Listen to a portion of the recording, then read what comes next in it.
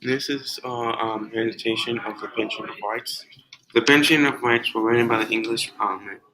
Was meant to stop the overreach of power by the king.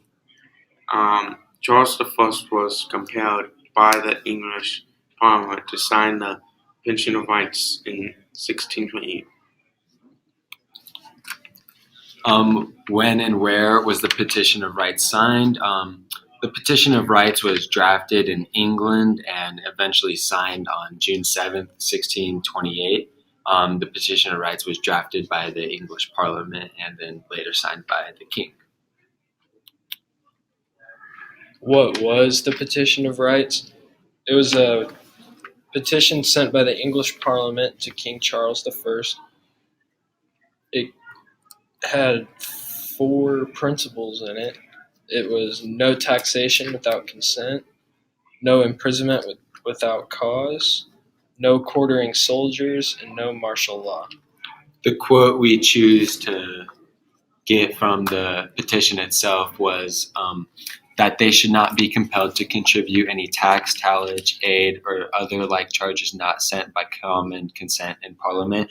What we think this quote means is kind of like making sure the king doesn't have all the power in the land and that the power is kind of distributed and that the Parliament is able to play a role in the government and that it kind of makes things equal for all of the people living in England during this time.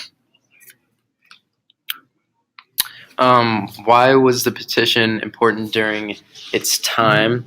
The Petition of Rights was used during that time to prevent infringement of the king on the people. This created a sense of more freedom among the population. The 4 main principles that were talked about earlier were the main freedoms given back to the people, and this gave a sense of separation of powers between the king and the parliament. So the impact that it had on the United States was some of the principles can be seen, like the one with no imprisonment without cause, because today everybody's given a fair trial and is innocent before proven guilty. You can also see the taxation principle was kind of a segue into a way to run the government, like an early form of like an oligarchy or where the power is spread amongst more than one person.